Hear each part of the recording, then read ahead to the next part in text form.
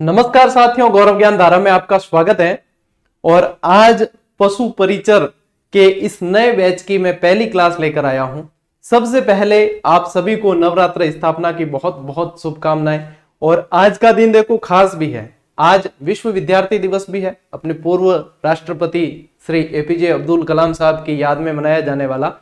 तो इस क्लास ने और इस बैच के प्रारंभ होने ने अपना दिन जो है वो स्वयं चुना है। ये दिन जब मैं बैच शुरू करता हूं, देखो थोड़ी सी अभी नए विद्यार्थी है, 5 मिनट की भूमिका बांधूंगा, ज्यादा मुझे समय आपका लूंगा नहीं, मुझे भी ज्यादा समय लेना अच्छा नहीं लगता। तो जब भी नवरात्र स्थापना के दिन से मैंने बैच शुरू किया है, वो बैच बिना विघ्न के चला है, अच्छे से चला है। और उससे विद्यार्थी अब तो स्कूलों में पहुंच चुके। सेकंड ग्रेड का बैच मुझे याद है, नवरात्र स्थापना के दिन से शुरू किया, 1 साल तक चलाया था यूट्यूब पे, और हजारों बच्चों ने उससे पढ़कर सिलेक्शन लिया है। तो यही उम्मीद है कि अब भी हजारों माँ बापों के सपने सच होंगे और उनके बच्चे जो हैं अब सरकारी नौकरी का जो सपना संजो कर बैठे हैं वो पूरा होगा। अब एक बात और बता दूं, ये कोई डेमो क्लास नहीं है, या ऐसा नहीं है कि 2-4 क्लासें डेमो देख लो उसके बाद में कोर्स ज्वाइन कर लेना। ये क्लासेस इसी यूट्यूब चैनल पर ही चलेगी। आज दिन तक मैंने पेड क्लास नहीं दी है, ठीक है। जो नए विद्यार्थी है उन्हें बता दूं, पुराने तो अब जीजीडियन सारे के सारे जानते हैं, रम चुके हैं वो तो जीजीडी में। तो ये पेड क्लास नहीं है, मतलब प्रमोशन वाली नहीं है, और डेमो क्लास नहीं है, पेड क्लास भी नहीं है। जैसी आज की क्लास देख रहे हो सकता है दूसरी क्लास उससे भी अच्छी हो, तीसरी उससे भी अच्छी हो। दिनों दिन अच्छी करने के लिए अपन प्रयास करते हैं।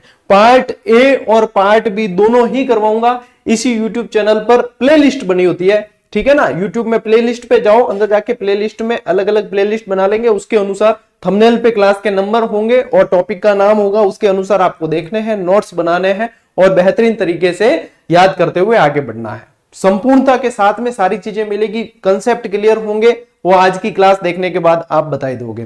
फीस आपको कुछ नहीं देनी है, पढ़ लेना, सिलेक्शन ले लेना, और आपको लगे जब सिलेक्शन ले लो कि हाँ सर का योगदान था, तो दुआएं दे देना और हो सके तो मिठाई खिला देना, ठीक है। बस यही चाहिए। यदि आपको लगे आज की क्लास देखने के बाद कि सर ने मेहनत तो की है हमारे साथ में, कुछ तो फीस बनती है या देनी चाहिए, तो उस जरूरतमंद विद्यार्थी तक इस क्लास को जरूर पहुंचा देना जिसे इसकी वास्तविक जरूरत है। यानी कि इसको जो है आप शेयर करके प्रेम दे सकते हो। बाकी फीस के लिए अपने ऐसा कुछ भी नहीं है, फीस लेनी होती तो ऐप में दे देते हैं।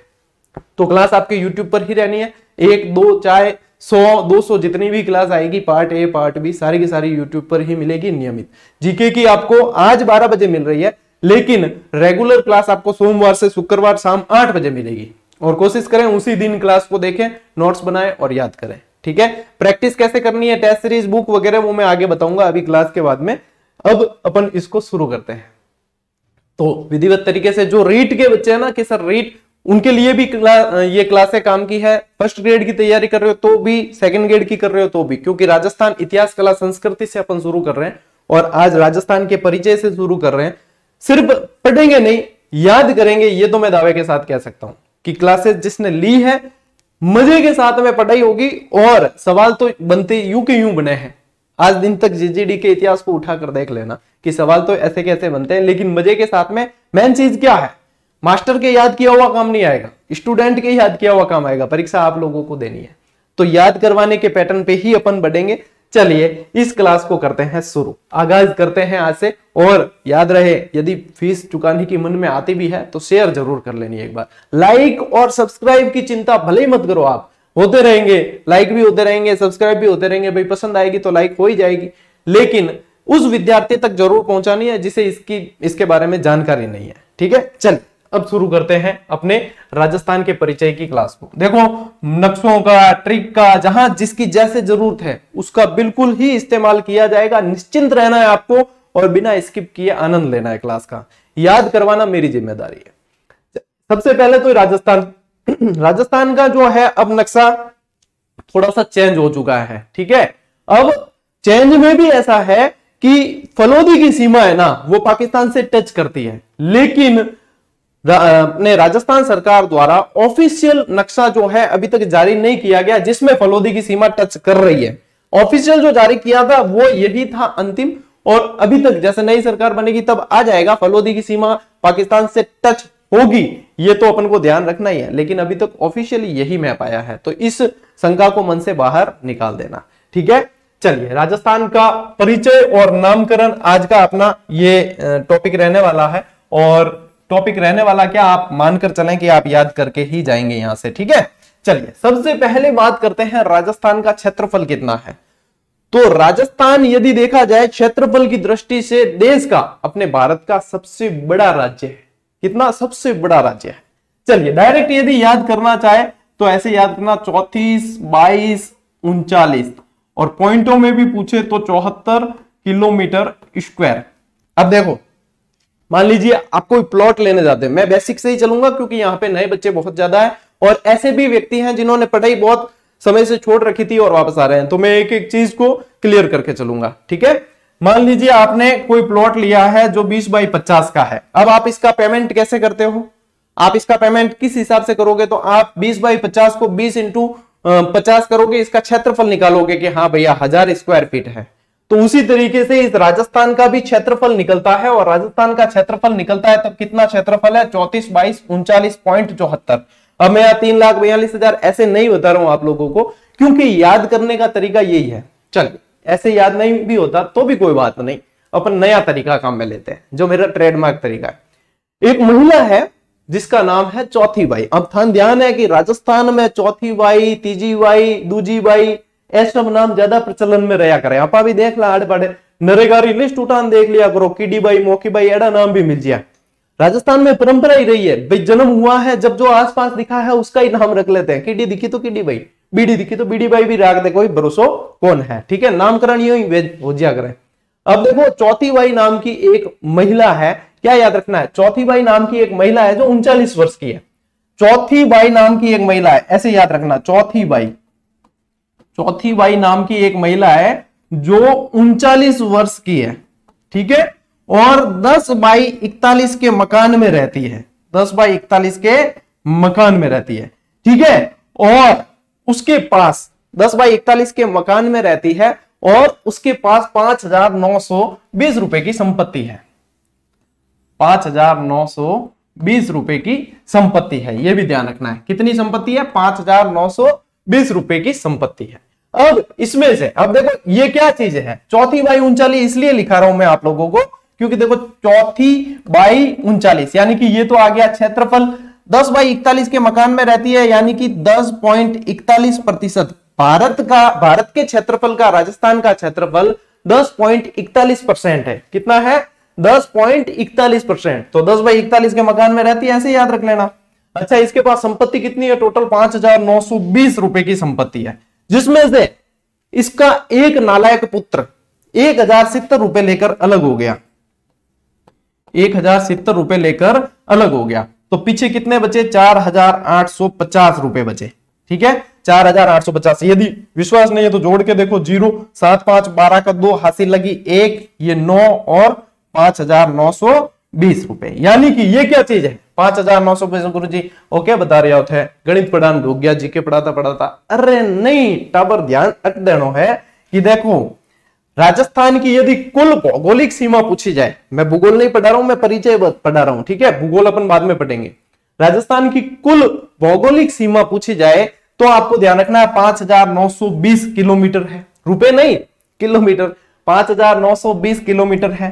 जिसमें से यदि पूछा जाए कि अंतरराष्ट्रीय सीमा, अंतरराष्ट्रीय किससे होगी, दो राष्ट्रों के बीच यानी दो देशों के बीच लगने वाली सीमा, राजस्थान केवल एकमात्र देश पाकिस्तान से सीमा बनाता है, तो ये पाक से लगती है। ठीक है, पाक से लगने वाली सीमा। अच्छा, पाक से तो सीमा अपने यहां आई भी है, बहुत फेमस भी हुई। ठीक है, तो पाक की सीमा है, ये कितनी है, 1,070 किलोमीटर है, रुपए नहीं किलोमीटर है, ये तो याद कराने के लिए बताया है। फिर पीछे बची 4,850 किलोमीटर की सीमा, तो ये अंतरराज्यीय सीमा है जो यहां से लगाकर और आपके ये अंतरराज्यीय यानी कि दूसरे राज्यों से सीमा बनती है, वो यहां तक। ठीक है, ये यहां तक। और जो पाकिस्तान से लगती है वो यहाँ श्री गंगानगर से शुरू होकर और आपके चलेगी यहां बाड़मेर के बाखासर तक। ठीक है, तो इस तरीके से ये सीमांकन चलता है जो राजस्थान का आप लोगों को याद रखना है। ठीक है, तो क्या याद हुआ यहां से भाई, हाथों हाथ अपन इसको रिकॉल करते हुए चले। याद क्या हुआ, राजस्थान का क्षेत्रफल याद है 4/39, और डिटेल में अपन चलेंगे जब मैं ज्योग्राफी पढ़ाऊंगा, ठीक है ना। 4/39.74 यदि पॉइंटों में पूछ ले तो, ठीक है। तो 34/39.74 किलोमीटर स्क्वायर है। 10.41% अपने भारत का जो क्षेत्रफल है उसका 10.41% राजस्थान का क्षेत्रफल है। ये सीधे सीधे प्रश्न जो आपके पशु परिचर के हिसाब से पूछे जाएंगे, आपको बहुत ज्यादा गहराई में नहीं पूछने वाले हैं। जिस लेवल की भर्ती होती है, जिस लेवल का एग्जाम होता है उसके अकॉर्डिंग ही पूछे जाते हैं, ठीक है। तो ये पूछे जाएंगे। फिर इसके बाद में पूछ ले कि अंतरराष्ट्रीय सीमा कितनी है, अंतरराज्यीय सीमा कितनी है, तो ये चीज है। 5 राज्यों से तो अंतरराज्यीय सीमा लगती है और 1 देश से अंतरराष्ट्रीय सीमा लगती है, ठीक है। बाकी अपन ज्योग्राफी जब पढ़ेंगे ना 2-3 महीने में, ये जैसे इतिहास कला संस्कृति पूरी हो जाएगी, फिर ज्योग्राफी पढ़ेंगे। ज्योग्राफी में और भी डिटेल में बताऊंगा, अभी मैं परिचय के हिसाब से ही बता रहा हूं सिर्फ, ठीक है। एक बार इसका स्क्रीनशॉट लो, फिर मैं आगे और भी चीजें बताता हूं आप लोगों को, ताकि आप लोगों के पास में। वैसे पीडीएफ भी आपको दे दी जाएगी, और पीडीएफ मिलेगी अपने टेलीग्राम चैनल पर, जिसका नाम भी गौरव ज्ञानधाराई है, जो स्क्रीन पे आपको राइट साइड में ऊपर दिख रहा है। स्पेलिंग सही लगाना और जुड़ जाना। पीडीएफ और जीजीडी फैक्ट हर रोज सुबह जीके के फैक्ट दिए जाते हैं याद करने के लिए, और एक नियमितता रहती है, आप लोगों को बहुत सारी चीजें वहां पे उपलब्ध करवाई जाती है। तो टेलीग्राम चैनल से जुड़ जाना, वहां पे जब क्लास आपकी आएगी उसके 24 घंटे के अंदर पीडीएफ दे दी जाएगी, ठीक है। बेहतर यही होगा कि क्लास देखकर साथ में ही आप नोट्स बना लो। क्लास लाइव की तरह ही चलती है, लेकिन उसी दिन रिकॉर्ड हुई होती है, ऐसे नहीं पहले से रिकॉर्डेड है, लेकिन अपलोड इसलिए किया जाता है ताकि आपका और मेरा समय बचे और आप पढ़ने के प्रति जो है वो सीरियस रहे। अपना मेन फोकस है आप लोगों का सिलेक्शन, ठीक है। तो यहां पे अपन फोकस इसी चीज को करेंगे। चलिए आगे आइए। अब आगे क्या पढ़ना है अपन को, देखो ये तो पढ़ लिया, पेन काली लेना, ठीक है। अब राजस्थान में जिलों की संख्या कितनी है, तो पहले राजस्थान के अंदर 33 जिले थे, वर्तमान में राजस्थान के अंदर 50 जिले हैं। कितने हैं? 50। 53 नहीं हुए हैं। कारण क्या है? अब आ जाए दिमाग में कि सर कुचामन शहर, मालपुरा, सुजानगढ़, मैं खुद बताया कि भाई घोषणा करी, ठीक है, लेकिन राजस्थान में आचार संहिता लग चुकी हो और इसकी अधिसूचना जारी नहीं हुई है। देखो कोई भी चीज होती है ना, घोषणा की जाती है कि ये चीज ऐसे की जाएगी, और अधिसूचना यानी कि उस पर मोहर लग जाती है कि ये चीज कर दी गई है। जब तक अधिसूचना जारी नहीं होती वो चीज अस्तित्व में नहीं आती। चलिए आसान तरीके से समझिए इसे। मैंने घोषणा कर दी कि मैं पशु परिचर का निःशुल्क बैच पढ़ाऊंगा। अब पढ़ाऊंगा, जब तक मैं क्लास नहीं देता, मैं शुरू नहीं करता, तो उसमें मोहर लगी नहीं है। ये तो कहा कि हाँ पढ़ाऊंगा, लेकिन पढ़ाऊंगा कब? तो अब जो है पढ़ाना शुरू कर दिया, यानी कि इसकी अधिसूचना जारी हो चुकी है। अब आचार संहिता का मायने भी अपन क्लास जारी तो कर सका, ठीक है, बाकी दूसरी चीज जारी कौन कर सका? क्यों? सरकार देखो अभी आपके जैसे फॉर्म जो भरवाने की डेट थी उसे भी आगे किया गया है। इसका मतलब ये कतई नहीं है कि आपकी भर्ती जो है वो आगे जाएगी। ये इलेक्शन का मामला महीने भर का है। इसके बाद में जैसे इलेक्शन समाप्त, आचार संहिता भी समाप्त होने की घोषणा हो जाएगी, फिर फॉर्म की डेट आ जाएगी। एग्जाम तो वैसे भी मई जून में होने हैं अकॉर्डिंग टू जो नोटिफिकेशन आया था, ठीक है। तो एग्जाम मई जून में होना है। तैयारी के लिए कम से भी कम इतना सिलेबस आप पढ़ोगे, याद करोगे, रिवीजन करोगे, तो आपको कम से भी कम 7-8 महीने तो चाहिए ना धूनी तापने के लिए। जब तक धूनी नहीं तापोगे तब तक सिलेक्शन होने वाला नहीं है, क्योंकि कंपटीशन है, अच्छा खासा कंपटीशन है, बहुत ज्यादा फॉर्म आएंगे, ठीक है। मैं कोई झूठा प्रलोभन नहीं दूंगा, कोई ऐसे नहीं है। मेहनत करो, मेहनत करनी पड़ेगी, ठीक है। चलिए, तो जिले कितने हैं? 50। पहले कितने थे? 33। अब वर्तमान में संभाग कितने हैं? 10 संभाग हैं। पहले कितने थे? 7 संभाग थे, लेकिन 3 नए संभाग बने हैं। 3 नए संभाग और बने हैं, जो है आपके एक तो बांसवाड़ा, एक पाली और एक सीकर, ठीक है। मैं ट्रिक से याद करवाऊंगा आप लोगों को। बासी पा इसकी एक ट्रिक है, और पहले अपने 7 संभाग थे उसके भी थी, जो भी यूके, अभी इस तरीके से, मतलब आसान हो जाएगा, चिंता मत करो। चलिए, नवीनतम संभाग यहां पे नाम भी अपन लिख लेते हैं। ये है एक तो बांसवाड़ा, ठीक है, बांसवाड़ा, सीकर और आपनोपाली। आपनोपाली ई वास्ते कहूं कि मैं खुद भी पाली जिले रहूं, ठीक है, पश्चिमी राजस्थान, तो आपनोपाली। तो ये तो हो गए आपके नवीनतम संभाग जो 3 बने हैं, ठीक है। नए संभाग के नाम है, सभी के नए हैं। यदि इसको आसानी से याद करना चाहो तो ऐसे याद कर सकते हो, बासीपा, ठीक है, बासीपा, इस तरीके से याद हो जाता है, बाकी कोई नहीं। चलिए, अब क्या है कि नए जिले कब से अस्तित्व में आए? भाई घोषणा की और अधिसूचना यदि जारी नहीं हुई होती तो अस्तित्व में नहीं आते। तो 50 जिले जो बने हैं पुनर्गठित होके, तोड़ फोड़ जो भी की है, वो अस्तित्व में आ गए हैं आपके 7 अगस्त। ठीक है ना। एक मिनट, फोन आ रहा है। हाँ जी, हाँ जी, एक मिनट, मेरी क्या क्लास चल रही है ऑन गोइंग, नेट चालू नहीं हुआ है अभी, वो अभी मैं आधे घंटे बाद चेक कर पाऊंगा। क्लास रनिंग चल रही है, शूट हो रही है। आप घर पे आके चेक कर लो एक बार।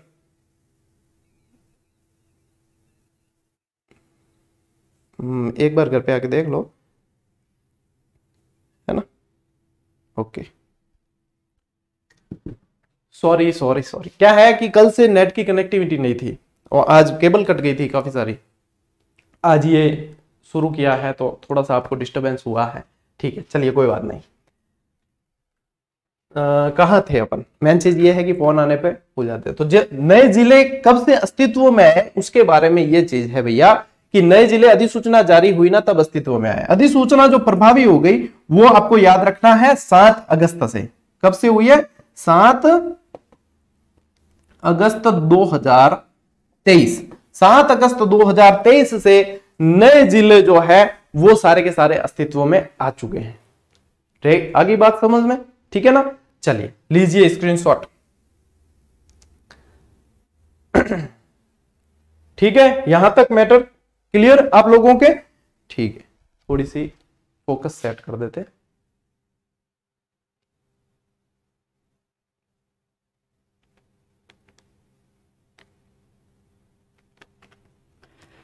चलिए अब आते हैं अपन नेक्स्ट। अब क्या है भाई, राजस्थान का परिचय पढ़ रहे हैं तो भाई किने मतलब घरों एड्रेस जाना। ठीक है, किसी के घर के बारे में जानना है तो किने घरों एड्रेस जाना, तो वो भी तो जाना कि भाई कि शहर में है कि कॉलोनी में है कि दिशा में है। तो यहां पे राजस्थान की दिशा के बारे में जानते हैं। राजस्थान की दिशा के बारे में जानने से पहले मैं थोड़ा सा बेसिक पे लेके जाता हूं, क्योंकि देखो नए नए विद्यार्थी बहुत आएंगे इसमें पढ़ने, हर चीज क्लियर होनी जरूरी है। दिशाएं 2 तरीके से ध्यान में रखनी है आपको। एक तो बिल्कुल सीधी कि उत्तर दक्षिण पूर्व पश्चिम, गुरुजी बचपन से ही पढ़ते हैं उत्तर दक्षिण पूर्व पश्चिम। लेकिन अब आप सरकारी नौकरी लगोगे, सरकारी नौकरी लगोगे तो ताजी ताजी तनख्वाह आएगी, ताजी ताजी तनख्वाह आएगी, सपनों को साकार करोगे और अपने मनचाहा घर भी बनाओगे। और घर बनाते हैं वास्तु के आधार पे, बनाते हैं ना। किसके आधार पे बनाते हैं? वास्तु शास्त्र।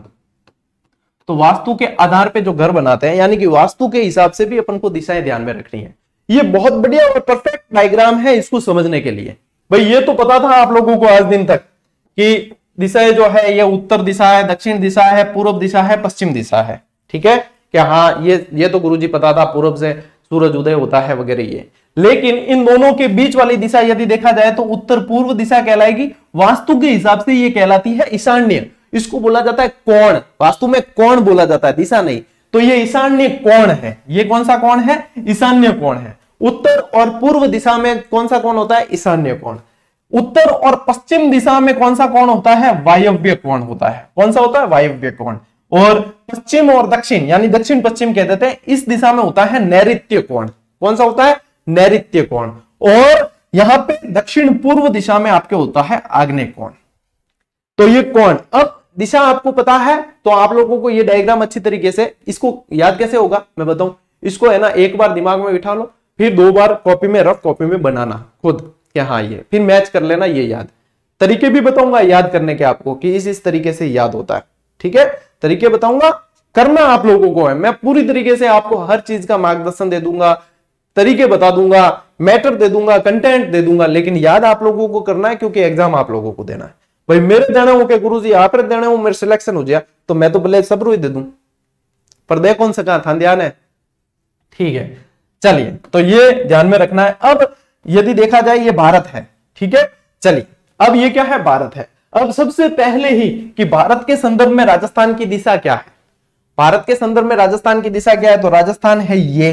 ठीक है, तो भारत के संदर्भ में देखो उत्तर और पश्चिम। ठीक है, यदि दिशा पूछी जाए तो क्या आएगी अपने? उत्तर पश्चिम आएगी। उत्तर। भाई राजस्थान भारत की कौन सी दिशा में स्थित है? तो उत्तर पश्चिम दिशा में स्थित है।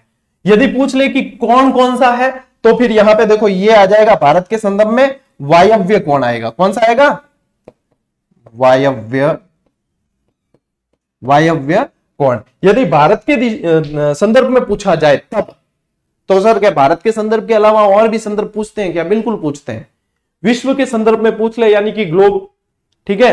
एशिया के संदर्भ में पूछ ले क्योंकि हमारा देश भारत जो है वो एशिया के अंदर स्थित है, तो एशिया के संदर्भ में पूछे तो अलग आएगा, और भारत के संदर्भ में ये आ रहा है। अब देखो ये कंफर्म हो चुका है कि ये वायव्य कोण में है, क्योंकि भारत का नक्शा भी मैंने यहां पे शामिल किया है, और आप लोगों को पता ही है कि ये दिशा कौन सी है, उत्तर पश्चिम दिशा है। उत्तर पश्चिम दिशा है तो ये कौन से कोण में? वायव्य। Is that clear? Clear, okay. अब बात आती है कि सर एशिया के संदर्भ में कौन सी दिशा में? अब मैं डायरेक्ट बता दूंगा तो मजा नहीं आएगा कि गुरुजी डायरेक्ट में तो ठीक है कि हाँ बता दिया और वो हो भी गया कि हाँ टोर उतार दिया बता दियो, नहीं। अपन चलते हैं नक्शे पे कि भाई एशिया का नक्शा देखें और नक्शे के अनुसार देखें कि किस दिशा में जा रहा है अपना राजस्थान, किस दिशा में आ रहा है। यदि अपन बीच में से लाइन खींच लेते हैं एक, ठीक है, इसको दो भागों में अपन बांट लेते हैं, ठीक है। अब बांट लिया, अब देखो राजस्थान कौन सी दिशा में आया है? इस दिशा में आया है। अब ये कौन सी दिशा है? ये है आपके दक्षिण पश्चिम। ये कौन सी दिशा है? दक्षिण। कौन सी दिशा है? देखो दक्षिण और पश्चिम कौन सी दिशा है? दक्षिण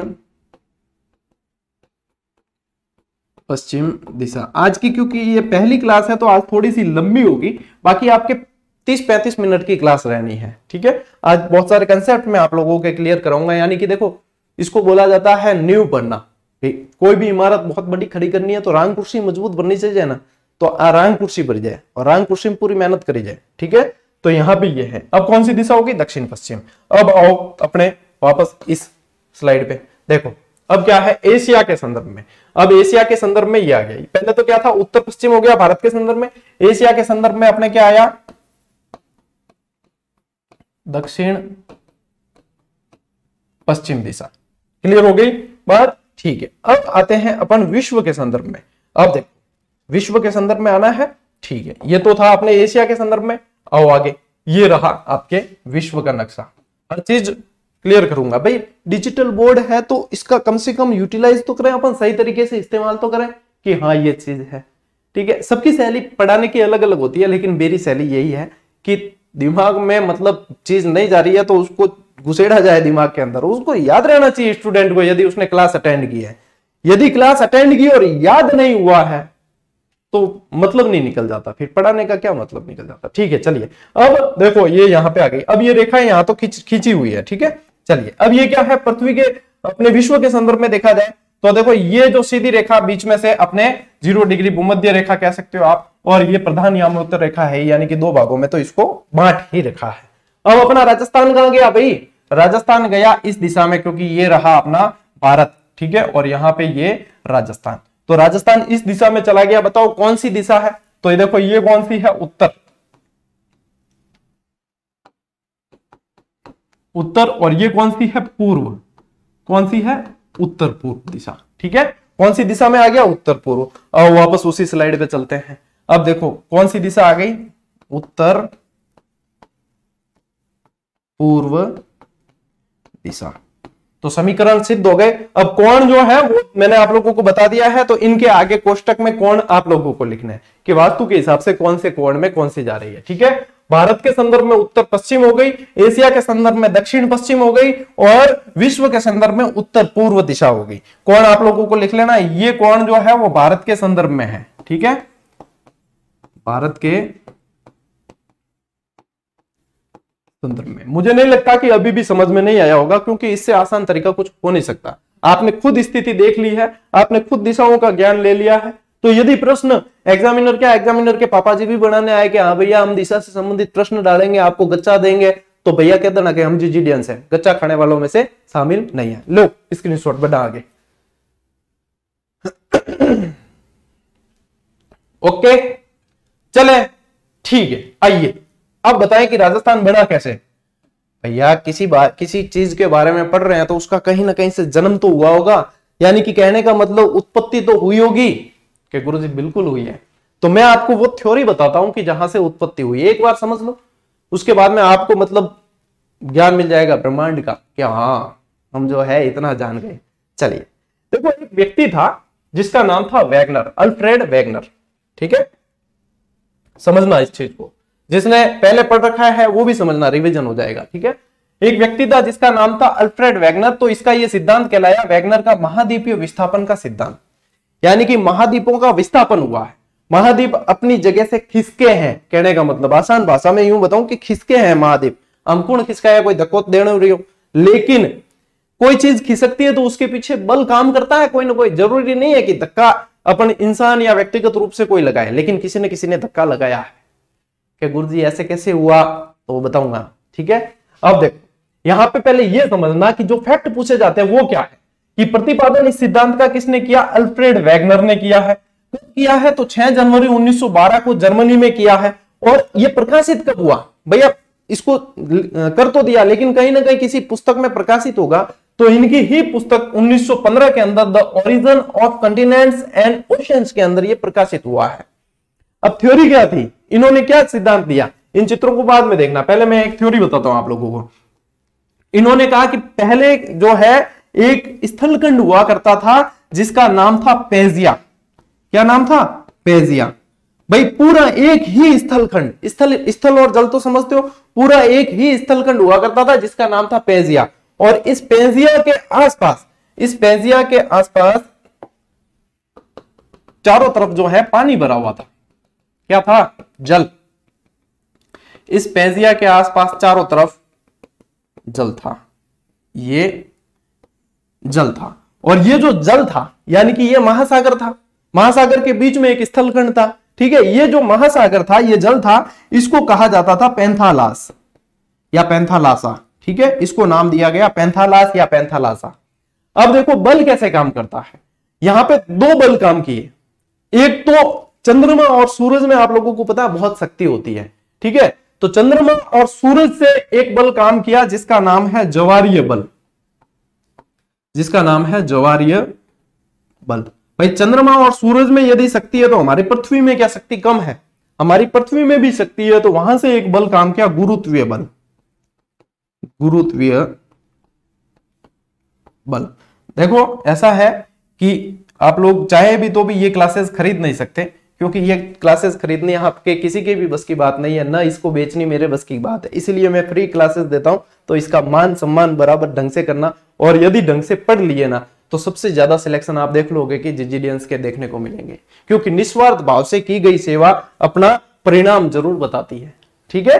तो इसको जो सेवा दी जा रही है तो उसको बढ़िया तरीके से और उन स्टूडेंट तक पहुंचाने की जिम्मेदारी आप लोगों की है, ठीक है। कंसेप्ट में एक एक क्लियर करवाऊंगा, याद भी करवाऊंगा। अब देखो ज्वारीय बल और गुरुत्वीय बल, जब इन बल ने काम किया तो ये स्थलखंड जो है जिसका नाम था पेजिया, ठीक है, ये क्या था, पेजिया। तो ये 2 भागों में बट गया, ये पेजिया जो है 2 भागों में बट गया। अब बीच इसके चारों तरफ पानी था, पानी को तो जगह मिलनी चाहिए, कहीं भी घुस जाता है। जब ये 2 भागों में बट गया तो पानी आ गया इसके बीच में। अब आओ देखो समझो इस चीज को, ये इसी डायग्राम से समझते हैं अपन। अब देखो ये रहा पेजिया पूरा स्थलखंड है, और ये चारों तरफ इसके क्या है, पैंथालास, ठीक है, पैंथालास। जब ये गुरुत्वीय और ज्वारीय बल काम किए, ये 2 भागों में बट गया, तो ये देखो ये पानी जो है इसके अंदर घुस जाता है, और ये जब पानी इन दोनों भागों के बीच में घुस गया तब ये कहलाया टैथिस सागर।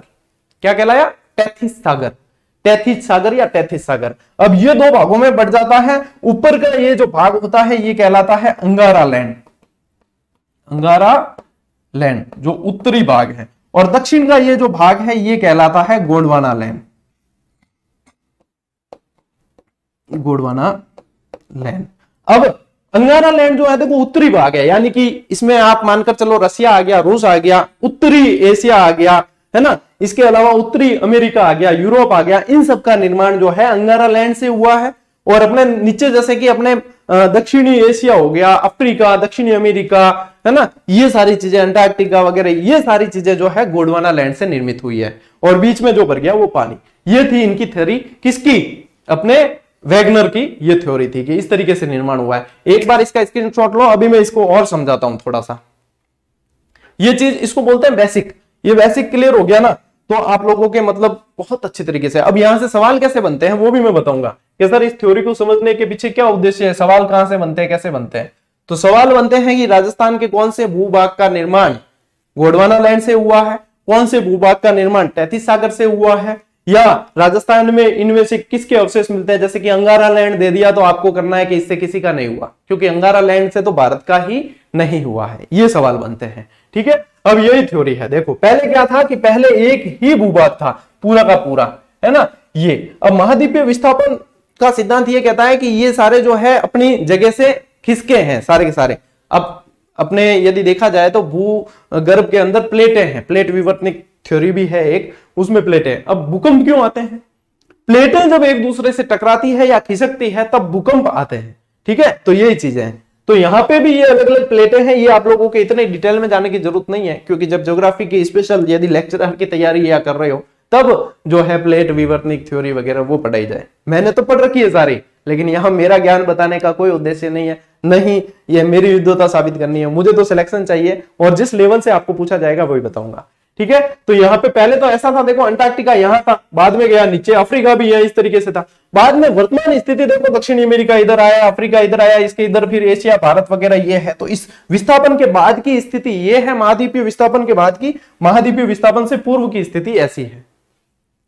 ठीक है, यहाँ पे कोई ज्यादा जोर लगाना नहीं है, दिमाग पे जोर नहीं डालना है। ठीक है ना, दिमाग के फ्यूज जो है बंधे हुए रहने चाहिए, उड़ने नहीं चाहिए। ये स्क्रीनशॉट लेना चाहो तो ले लो, नहीं तो बढ़ते हैं आगे। ठीक है, अब देखो, अब आप लोगों के जो सवाल बनते हैं, राजस्थान के भौतिक क्षेत्र को यानी कि भौगोलिक आधार पे जो है 4 भागों में बांटा गया। ठीक है, ये अपन ज्योग्राफी पढ़ेंगे तब और डिटेल में पढ़ाऊंगा। 4 भागों में बांटा गया है। अभी तो राजस्थान से परिचय कर रहे हैं ना, मैं ऊपरी ऊपरी तौर पे बता रहा हूं और आप लोगों को ये चीजें ध्यान भी रखनी है। 4 भागों में बांटा गया है, जिसमें से नंबर 1 है उत्तर पश्चिमी मरुस्थलीय क्षेत्र, यानी कि ये वाला जो भी क्षेत्र है उत्तर पश्चिमी मरुस्थलीय क्षेत्र। ठीक है, फिर एक देखो बीच में से ये अरब सागर की बेटी के नाम से जाने जाने वाला अपने अरावली पर्वतीय क्षेत्र, यानी कि ये इसकी उत्पत्ति अरब सागर से हुई है, इसलिए इसे अरब सागर की बेटी कहा जाता है। अच्छा, कई सारे विद्यार्थी नए नए हैं तो उन्हें क्या है समस्या होती है कि गुरुजी अरब सागर किस तरफ है और बंगाल की खाड़ी किस तरफ है। देखो यदि याद नहीं हो, बिल्कुल आसान तरीका, आपने एबीसीडी पढ़ी होगी आज दिन तक, एबीसीडी पढ़ी है तो किस तरीके से एबीसीडी लिखते हैं, इस तरीके से लिखते हो ए बी सी डी, इधर से तो लिखते नहीं हो, इधर से लिखते हो, है ना। तो यहां से लिखनी शुरू करो ए और बी, बस कुछ नहीं करना। ए जिस तरफ लिखा है वो अरब सागर है, बी जिस तरफ लिखा है वो बंगाल की खाड़ी है, बी से बंगाल की खाड़ी, ए से अरब सागर। भाई याद करना, हाँ हो रहा है, पर कोई बता दे नहीं तो जीव हो जा। ठीक है, ऐसे का ऐसे है ना। एक और समस्या आ जाती है कि सर बायां और दायां में हम बहुत कंफ्यूज होते हैं। ठीक है, बायां और दायां में कंफ्यूज होते हो, फिर वापस ए बी सी डी, जिस तरफ बी लिखा है वो बायां है, जिस तरफ डी लिखा है वो दायां है। ऐसे याद नहीं रहे तो एक शब्द दिमाग में लाना बाद, जिस तरफ बा लिखा है वो बायां है, जिस तरफ द लिखा है वो दायां है। ठीक है, और बिल्कुल आसान है जीके तो, मतलब अंगुलियों पे याद नहीं हो तो फिर कह देना मुझे। तो ये तो क्या बीच में मुझे याद आया, बता दिया कि भैया ये, क्योंकि अरब सागर का नाम आ गया था ना, तो फिर ठीक है। तो ये अरब सागर की बेटी, ये क्या है, ये अरावली पर्वतीय क्षेत्र है। फिर ये मैदानी क्षेत्र है, ठीक है, जो पूर्वी मैदानी क्षेत्र कहलाया है। और फिर ये पठारी क्षेत्र है जो हाडोती का पठार कहलाता है, मालवा के पठार का ही हिस्सा है, हाडोती का पठार कहलाता है। ठीक है, चलिए ये 4 भाग है। अब देखो मैंने जो अंगारा लैंड और गोंडवाना लैंड की आपको थ्योरी बताई है, वो थ्योरी कहां काम आती है, वो यहां काम आती है। उत्तर पश्चिमी मरुस्थलीय क्षेत्र है उसका निर्माण 33 सागर से हुआ है, और जो मैदानी भाग है उसका निर्माण भी 33 सागर से हुआ है। अरावली पर्वतीय क्षेत्र है उसका निर्माण गोंडवाना लैंड से हुआ है, और हाडोती का पठार है उसका भी निर्माण गोंडवाना लैंड से हुआ है। अब याद कैसे रहेंगे गुरुजी, आपने बता दिया, अब याद कैसे रहेंगे। याद देखो, गोंडवाना लैंड यदि अपन बोलते भी है तो अपने दिमाग में ऐसा आता है जैसे कोई पहाड़ पठार कोई ऐसी चीज है, यानी मैदान तो नहीं है, ये तो बात पक्की दिमाग में आती है। तो यानी कि उभरा हुआ क्षेत्र है, तो पहाड़ और पठार उभरे हुए क्षेत्र है। ठीक है, चलिए तो देखो गोंडवाना लैंड का लिखा है, ये पर्वतीय क्षेत्र गोंडवाना लैंड, पठारी क्षेत्र Gondwana land. Okay, that's clear. अब 33 सागर, सागर दिखती हुआ था कि अपन गहराई में जाना पड़ेगा, यानी कि वहां उठा हुआ भाग कुछ भी नहीं है। तो यहां पे देखो क्या है, मरुस्थलीय प्रदेश, तो मरुस्थलीय प्रदेश में दोहरे दोहरे दिखते हैं। ठीक है, पठार पहाड़ बहुत कम, तो यहाँ 33 सागर से निर्माण। मैदान भी कैसा होता है, समतल होता है, तो 33 सागर से निर्माण। ठीक है, चलिए ये चीजें हैं जो आप लोगों को बेसिक क्लियर करवाती है, ये याद रखना। ये थ्योरी यहाँ पे ये दे रखी है, ये मैंने बता दिया था आगे। ठीक है, आप लोग स्क्रीनशॉट बढ़ते हैं अपन आगे। चलिए भैया, यहां तक तो क्लियर हो गया। देखो जन्म हो गया, ठीक है, अपन ने जन्म करवा दिया। राजस्थान का जन्म पढ़ लिया। अब टाबर रो जन्म हुआ है तो नाम भी रखना पड़े, ठीक है ना, कि अब जन्म तो हो गया गुरुजी, अब करते हैं नामकरण। 16 संस्कार के अंदर भी ये आता है नामकरण, ठीक है भैया। चलिए नामकरण संस्कार किया जाए राजस्थान का। देखो राजस्थान के लिए बहुत सारे शब्द जो है प्रयोग में लिए गए। यदि आप बोर्ड पे देख रहे हो, ब्रह्मवर्त, राजपुताना, राजस्थानादित्य, राजस्थान, राजस्थान, रायथान, रजवाड़ा, इतने शब्द प्रयोग हुए हैं और अलग अलग समय में अलग अलग लोगों द्वारा प्रयोग में लिए गए हैं। सबसे पहली चीज अपन आते हैं इस ब्रह्मवर्त पर, कि ब्रह्मवर्त नाम का उल्लेख राजस्थान के बारे में कहां मिलता है? तो वेदों के अंदर मिलता है। कहां मिलता है? सीधा पूछे तो वेदों में। और यह पूछ ले कि वेदों में भी कौन से वेद के अंदर मिलता है? तो ऋग्वेद में मिलता है। किसमें मिलता है? ऋग्वेद में। देखो आप लोगों के सामाजिक अध्ययन भी सिलेबस में दे रखा है, वैसे डिस्क्राइब नहीं कर रखा टॉपिक को, लेकिन सामाजिक अध्ययन दे रखा है, तो हल्का फुल्का अपन को ये चीजें भी पढ़नी पड़ेगी। जैसे वेद है वगैरह, ये वेद भी कितने होते हैं? वेद होते हैं 4 प्रकार के, ठीक है। यदि मैं बताऊं ऋग, यजु, सा, अथर, अपने तो भैया ट्रिक है सारी की सारी, हाथों हाथ याद। क्या है? ऋग्वेद, यजुर्वेद, सामवेद, अथर्ववेद। इनके भी उपवेद होते हैं, धनु, गंसी, ये भी ट्रिक है। इनके भी ब्रह्मा होते हैं, यज्ञ कराने वाले, ठीक है, होते हो ब्रह्म, इस ट्रिक है। मतलब कहीं कोई डेटा खिसक तो जाए, फैक्ट इधर उधर देखा हो तो जाए, देखे अपन भी। जब इसका नंबर आएगा तब ये भी करवाएंगे, चिंता मत करो, ठीक है। रीट में तो है ही, वैसे भी रीट वालों को तो ये करवाना ही है। जो टॉपिक बच जाएंगे वो रीट में करवाएंगे उनको, तो ये चीज भी काम आएगी, ठीक है। तो ब्रह्मवर्त का पूछे कि कहां उल्लेख मिलता है सबसे पहले, तो वो मिलता है आपके ऋग्वेद के अंदर। अच्छा, इसके अलावा एक और शब्द है, वो भी ध्यान रखना, मरुकांतर। मरुकांतार या मरुकांतर, ये शब्द प्रयोग किया है वाल्मीकि ने। किसने किया है? वाल्मीकि ने इस शब्द का प्रयोग किया है, मरुकांतर का पूछे तो, ठीक है। इसके बाद में आओ आप यहां पे आते हैं राजस्थानादित्य या राजस्थानियादित्य, ऐसे भी कह दिया जाता है, राजस्थानादित्य, राजस्थानादित्य, ठीक है ना। ये जो है एक शिलालेख है ख्यूमन माता मंदिर के अंदर, जिसका नाम है बसंतगढ़ शिलालेख। बसंतगढ़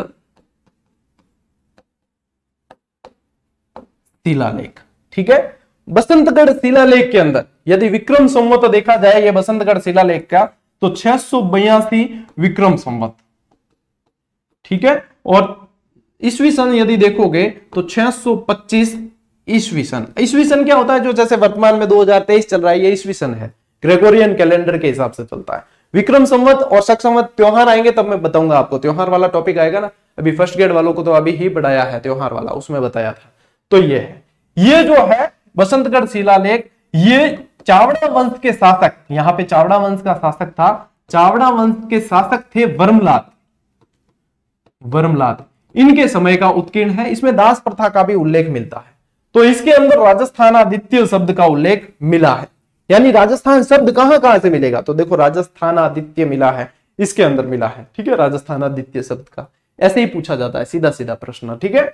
चलिए ये हो गया क्लियर। अब आते हैं अपन, ये राजपुताना शब्द कहां मिला है? राजपुताना शब्द कहां मिला है? वैसे देखा जाए तो फारसी इतिहासकारों ने राजपूत शब्द का बहुवचन जो है राजपुतान कह दिया जाता था। तो फारसी के अंदर भी राजपुतान जो है राजपूतों के बहुवचन के रूप में कह दिया जाता था। लेकिन यहां पे राजपुताना जो शब्द है साथियों, ये इसका प्रयोग किया है जॉर्ज थॉमस ने। जॉर्ज थॉमस जो है यहां मतलब आयरलैंड के मूल निवासी थे, जो अंग्रेजी कमांडर थे, एक तरीके से ये समझ सकते हो, आयरलैंड के मूल निवासी थे। इन्होंने ग्वालियर के पश्चिम के अंदर, दौलतराव सिंधिया के वहां पे थे ये अंग्रेजी कमांडर, इन्होंने ग्वालियर के पश्चिम के अंदर वाले क्षेत्र को जो है राजपुताना शब्द कहा। लेकिन ये कहा कब है? इन्होंने कहा है 1800 ईस्वी में। कब कहा है?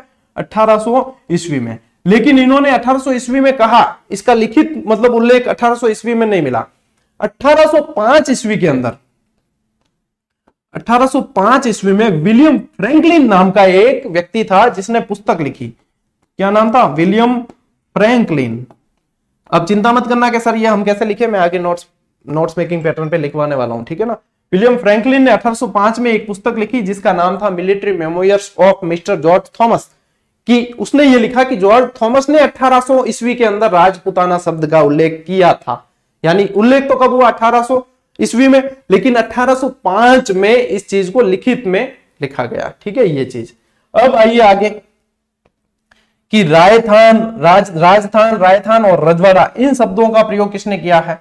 इन शब्दों का प्रयोग किया है Colonel James Tod. Colonel James Tod ने। कर्नल जेम्स टॉड को राजस्थान के इतिहास का जनक कहा जाता था और घोड़े वाले बाबा कहा जाता था। इन्हें क्या है, इतिहास के स्रोत संकलित करने का, संग्रहित करने का बड़ा शौक था। तो ये संग्रहित करते थे। तो देखो, इतिहास के स्रोत जुटाने हैं तो जगह जगह जाना पड़ेगा। तो घोड़ा लेकर जाते थे पहले, तो है ना, गाड़ियां तो थी नहीं, घोड़ा लेकर जाते। गांव में कभी कोई घोड़ा या हाथी या ऐसी कोई जानवर आ जाए तो मतलब बच्चे जो होते हैं पूरे गली मोहल्ले के, वो सारे पीछे लग जाते। तो ये घोड़ा लेकर जाते तो उनके पीछे लग जाते कि कौन आया, कि उस समय घोड़ा लेके यही आते थे वहां इतिहास के स्रोत जुटाने। तो क्या घोड़े वाले बाबा है, क्या कहते थे? घोड़े वाले बाबा है। इसी तरीके से इनका नाम पड़ गया कर्नल जेम्स टॉड का, घोड़े वाले बाबा। इन्हें कहा जाता है घोड़े वाले बाबा। अब देखो, घोड़े तो और लोगों के पास भी थे, लेकिन बच्चे तो इन्हें ही जानते थे कि घोड़े वाले बाबा है। तो इन्होंने किसका प्रयोग किया है? राजस्थान, रायथान और रजवाड़ा शब्दों का प्रयोग किया है। यदि अपन देखें कि राजस्थान शब्द का सबसे पहला उल्लेख कहां मिला?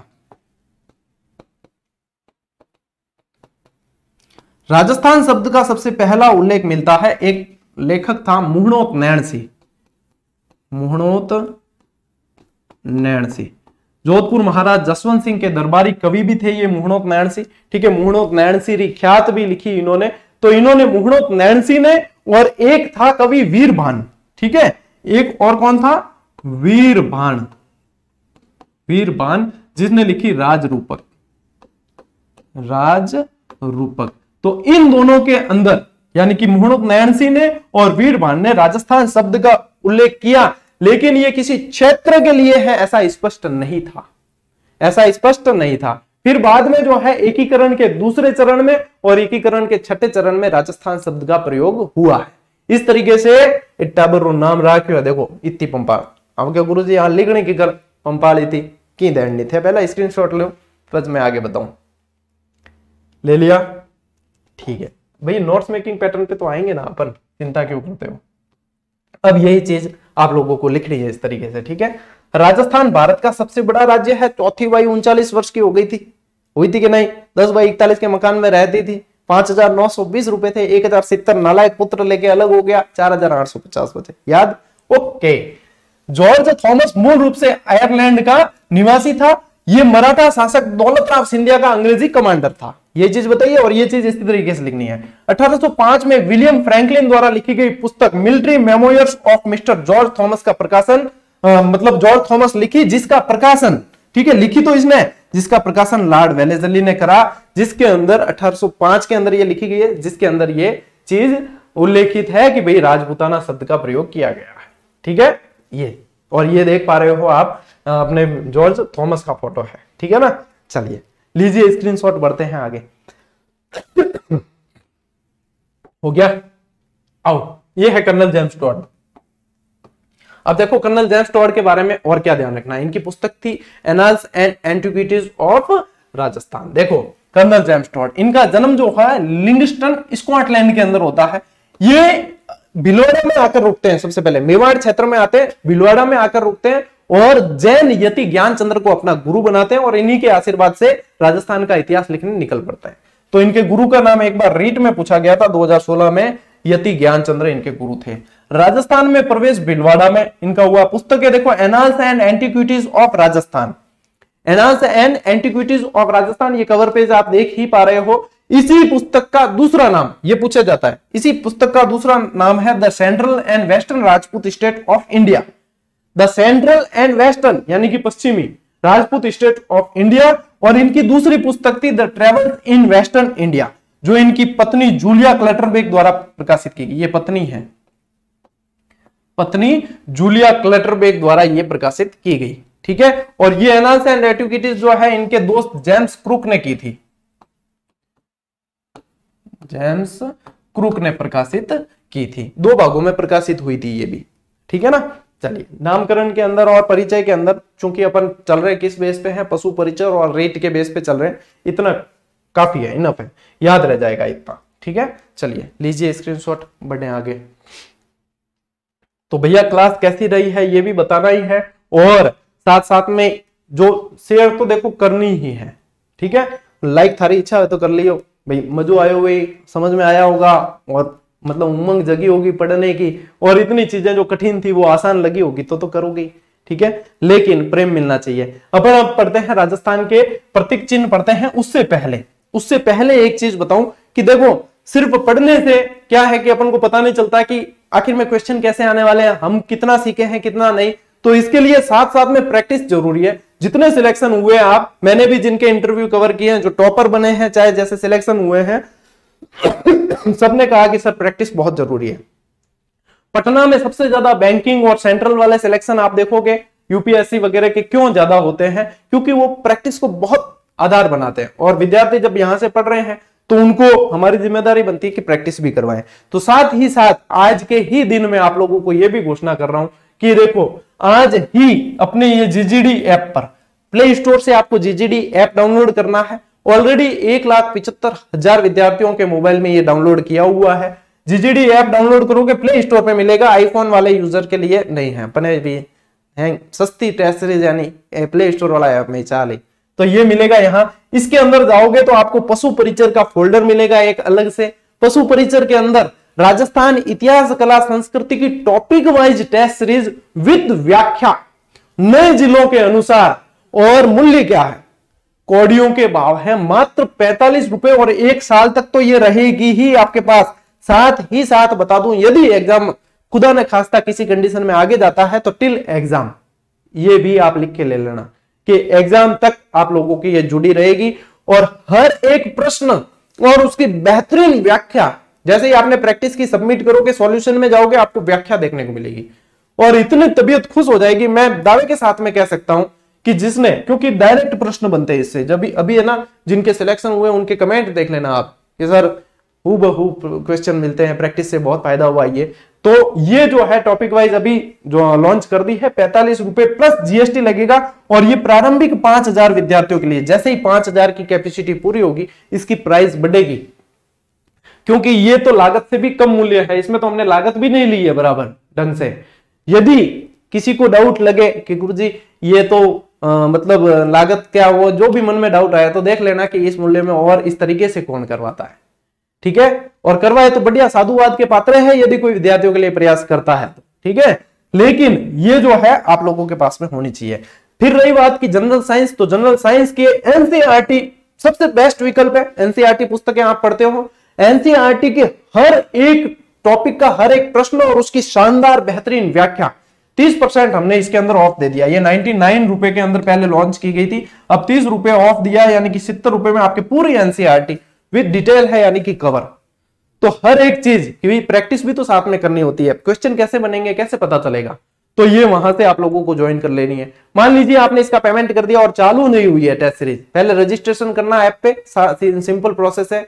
नहीं समझ में आए तो किसी से हेल्प ले लेना, ठीक है। और रजिस्ट्रेशन करने और पेमेंट कर दिया और टेस्ट सीरीज के ऊपर से बाय नाउ नहीं हटा है या चालू नहीं हुई है, तो ऐप के अंदर ही टेक्निकल सपोर्ट के लिए व्हाट्सएप का बटन दिया हुआ है, वहां सिर्फ एक व्हाट्सएप छोड़ना है, आपकी समस्या और आपके नंबर बताने जिससे रजिस्ट्रेशन किया है।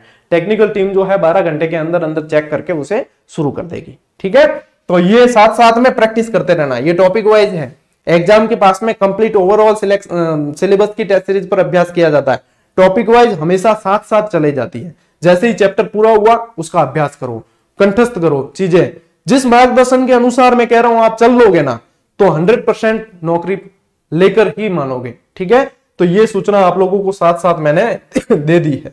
अब फिर बाद में मत कहना गुरुजी हमें तो पता ही नहीं था और फिर इसकी रेट बढ़ गई वो बढ़ गई, क्योंकि ये तो देखो 45 तो लागत से भी कम में दी है, इतने में तो आप है ना 2 कचौरियां खाके और दाप लेते हो, जबकि यहां साल भर प्रैक्टिस करोगे आप और बेहतरीन कंटेंट के साथ, ठीक है।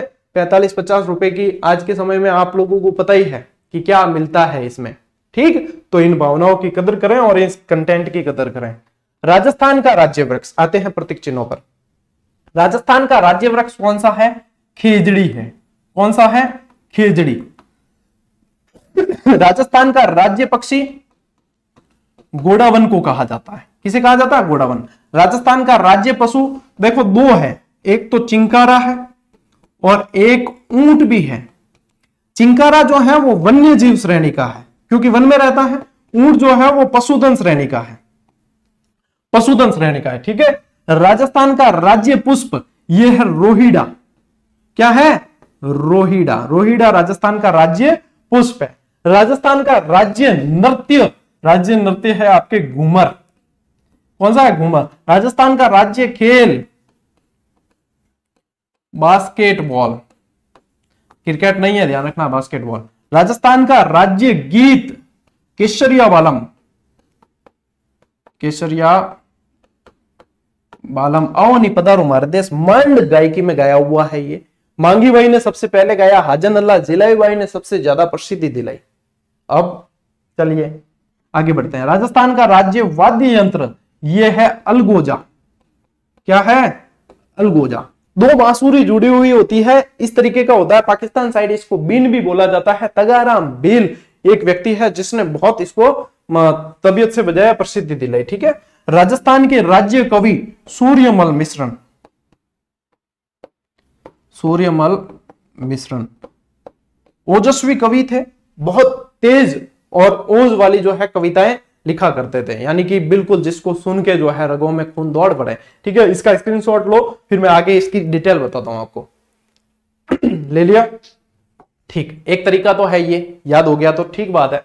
दूसरा तरीका है आप लोगों के ये चित्र देख के याद करो। भाई जो चीज देखने को मिल जाए विजुअली तो फिर क्या मजा ही अलग है।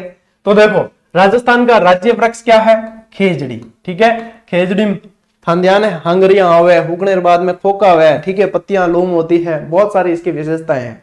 ठीक है। खेजड़ी राजस्थान का राज्य वृक्ष खेजड़ी। राज्य फूल रोहिड़ा। इसका जो कलर होता है ना, ये इसका कलर हिरमिच कलर कहलाता है। कैसा कहलाता है? हिरमिच। देखो लाल, केसरिया, नारंगी वगैरह सब मिक्स कलर हिरमिच कलर है। राजस्थान का राज्य पशु जो है वन्य जीव श्रेणी का ये चिंकारा है, छोटा हिरण। ठीक है। राज्य पशु पशुधन श्रेणी का है ऊंट, रेगिस्तान का जहाज। ठीक है। चलिए राज्य पक्षी गोडावन, जिसे मतलब संकट वाले जो अपने क्या कहते हैं संकटग्रस्त जीवों की सूची आती है उसमें शामिल किया गया, यानी कि ये बहुत कम मात्रा में बचे हैं। ग्रेट इंडियन बस्टर्ड कहा जाता है इसे। ये है गोडावन। राज्य गीत है आपके केसरिया बालम आओ नहीं पधारो हमारे देश।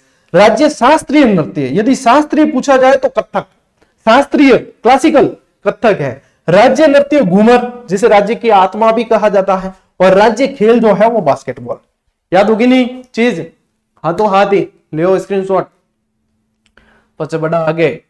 ओके चलिए अब देखो और भी तबीयत की जानकारी।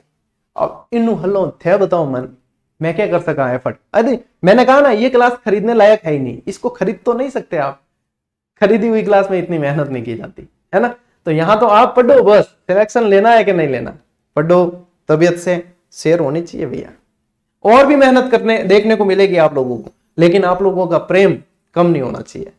चलिए अब क्या ध्यान रखोगे? क्या है राज्य वृक्ष खेजड़ी? क्या है राज्य वृक्ष? घोषित कब किया गया? 31 अक्टूबर 1983 को राज्य वृक्ष घोषित किया गया है। इसका वैज्ञानिक नाम प्रोसोपिस सिनेरेरिया है। इसका उपनाम जो है अलग अलग है। सम्मी, थार का वृक्ष सम्मी वेदों में कहा गया। ठीक है। थार का कल्प वृक्ष, जाटी, सिमलो स्थानीय भाषा में जाटी कह दिया जाता है। इसे रेगिस्तान का गौरव कहा जाता है। पे में तमिल भाषा में कह देते हैं छोकड़ो, बन्नी वगैरह बहुत सारे इसके नाम है। तो खेजड़ी से संबंधित अभी आप लोगों को इतनी जानकारी ध्यान में रख लेनी है पशु परिचर के लेवल के अनुसार। फिर आओ देखो गोडावन, प्रतीक चिन्ह यानी कि राज्य पक्षी है। घोषित कब किया राज्य पक्षी? 21 मई 1981। वैज्ञानिक नाम क्या है? आर्डियोटिस नाइग्रिसेप्स या नाइग्रिसेप्स। ठीक है। उपनाम इसका है मालमोर्डी, हुकना, सोन चिड़िया, शर्मिला पक्षी या ग्रेट इंडियन बस्टर्ड। इन सभी नामों से इसे जाना जाता है। ठीक है। आओ आगे। चिंकारा छोटा हिरण है। प्रतीक चिन्ह राज्य पशु है वन्य जीव श्रेणी का। घोषित कब किया? 22 मई 1981। वैज्ञानिक नाम गजेला बनेटी और भारतीय प्रजाति का जो है उसे गजेला गजेला कहा जाता है। उपनाम छोटा हिरण कह दिया जाता है। ठीक है। ऊंट सभी जानते हैं इसे। प्रतीक चिन्ह राज्य पशु, पालतू श्रेणी यानी पशुधन श्रेणी का है। घोषित वर्ष है 30 जून 2014, घोषणा हुई थी 30 जून 2014, लेकिन इसकी अधिसूचना जारी हुई थी 19 सितंबर 2014। 19 सितंबर 2014 को अधिसूचना जारी हुई। क्या हुई, लिख देता हूं यहां, अधिसूचना जारी की गई। वैज्ञानिक नाम कैमेलस ड्रोमेडेरियस और उपनाम रेगिस्तान का जहाज। सिर्फ गद्दीदार पैर ही नहीं मदद करते इसे रेगिस्तान में सरवाइव करने के लिए, बल्कि इसकी आंखों में 3 पलक होती है जो रेगिस्तान में उड़ती हुई धूल को, मतलब इसको बचाती है, ऊंट को उड़ती हुई धूल से रक्षा करती है ना ये। फिर रोहिडा राज्य पुष्प है, 31 अक्टूबर 1983 को घोषित हुआ है। वैज्ञानिक नाम टिकोमेला अंडुलेटा, उपनाम रेगिस्तान का सागवान, मारवाड़ टीक और मरुशोभा। इसकी लकड़ी इतनी मजबूत होती है कि इसका प्रयोग जो है बंदूक की, वो बोलते ना, बंदूक की जो पीछे का जो हत्था वाला भाग होता है बंदूक की बट बनाने में किया जाता है, इतनी इसकी मजबूत होती है लकड़ी। ठीक है, तो ये आपके प्रतीक चिन्ह। और 1948 में बास्केटबॉल को राज्य खेल का दर्जा दिया गया। ठीक है, चलिए, तो ये चीजें साथियों आप लोगों को जब क्लास जैसे मिलती है हाथों हाथ ही याद करनी है। अभी ले लो आप स्क्रीनशॉट, ले लिया, ठीक है। अब इसी के साथ बता दूं कि पीडीएफ जो है आपको अपने टेलीग्राम चैनल पे मिलेगी। देखो 1,77,000 से अधिक विद्यार्थी जुड़े हुए हैं। यदि क्यूआर कोड स्कैन करके जुड़ना आता है तो क्यूआर कोड स्कैन करके जुड़ जाना, नहीं तो टेलीग्राम पे गौरव ज्ञान धारा सर्च करना। ठीक है, 1,77,000 विद्यार्थी वाला जो चैनल है वो अपना ऑफिशियल है। वैसे गौरव ज्ञान धारा के और बहुत सारे दूसरे डुप्लीकेट मिलेंगे, लेकिन ऑफिशियल की पहचान इसकी संख्या देखकर करना। गौरव ज्ञान धारा जो है वो स्पेलिंग सही लगाओगे आप, ये जो दिख रही है ना आपको, यही स्पेलिंग लगानी है। यदि GAURAV लगाओगे तो नहीं मिलेगी। दूसरी चीज, यदि टेस्ट सीरीज अभ्यास आपको करना ही है इसमें, ठीक है, इसमें कोई दो राय नहीं है, तो अभ्यास करना है तो यहाँ प्ले स्टोर से आपको GGD ऐप डाउनलोड करना है। रजिस्ट्रेशन करने के बाद में ऐसी होम स्क्रीन मिलेगी, पशु परिचर का फोल्डर मिलेगा पहले ही नंबर पे, और उसको ज्वाइन कर लेना। दूसरी जिसको जरूरत महसूस होती है टीचर वैकेंसी वगैरह, तो अंदर देख लेना, और भी टेस्ट सीरीज है, सभी लागत मूल्य के अंदर ही है, सेवा के रूप में। ठीक है, और क्लासें जो है आपको सारी की सारी यूट्यूब पर मिलेगी, ऐप पर क्लासें नहीं है। ठीक है, ये जो प्लेलिस्ट दे रखी है, जैसे ही आप चैनल पर जाते हुए प्लेलिस्ट दे रखी है, इस प्लेलिस्ट को खोलोगे तो अंदर पशु परिचर, इतिहास, कला, संस्कृति, भूगोल, ऐसे जैसे जैसे क्लासें आएगी, पार्ट बी वगैरह सब मिलती रहेगी आपको। तो इन प्लेलिस्ट से क्लासेस देख के बढ़िया नोट्स बना के हाथों हाथ याद करते रहो। इसके अलावा और कुछ भी, इन अलावा मतलब और क्या कर सका। ठीक है, पढ़ने में तो यही चीजें सहायक है। रही बात की पुस्तक कब आएगी, तो काम चल रहा है, एक गाइड आपके पास में होनी चाहिए, तो हम उस पर बेहतरीन वर्क कर रहे हैं। जैसे ही तैयार हो जाएगी आपको टेलीग्राम पे या यूट्यूब के माध्यम से सूचना दे दी जाएगी कि ये तैयार हो गई। बाकी की सब्जेक्ट की क्लासेस कब आएगी, बाकी की सब्जेक्ट की क्लासेस दीपावली के बाद में अपन शेड्यूल करेंगे, क्योंकि दीपावली तक डिस्टर्बेंस होगा टीचर्स में भी, स्टूडेंट में भी। जीके की अपन ने शुरू कर ही दी है, यानी पढ़ाई आपके शुरू हो गई। पार्ट बी की क्लासेस जो है वो दिसंबर में शेड्यूल करेंगे। ठीक है, दिसंबर जनवरी के अंदर 1-1.5 महीने का खेल है उसमें पार्ट बी में। ठीक है, बढ़िया बेहतरीन फैकल्टी से पढ़वाएंगे, और दिसंबर जनवरी में पार्ट बी की क्लासेस मिलेगी। रही बात साइंस, मैथ्स वगैरह इनकी क्लासेस, तो इनकी दीपावली के बाद में क्लासेस शुरू कर दी जाएगी। ठीक है, बढ़िया नियमित पढ़ना, देखो सिर्फ फॉर्मेलिटी के लिए नहीं, पढ़ना है तो रेगुलरिटी रखनी पड़ेगी। डेली की डेली क्लास, ये तो आज तो लंबी है क्लास, लेकिन डेली आपको 30-35 मिनट की ही क्लास मिलेगी। और कल से जो क्लास आएगी वो शाम 8 बजे आएगी, और 8 बजते ही तैयार रहना। ठीक है, अपने हथियार हथियार क्या है, अपना पेन कलम ही अपना हथियार है। हथियार तैयार रखना और तैयार रहना। चले, 2 आज्ञा, मिलते हैं अगले वीडियो में, अगली क्लास में। तब तक के लिए राम राम, जय हिंद।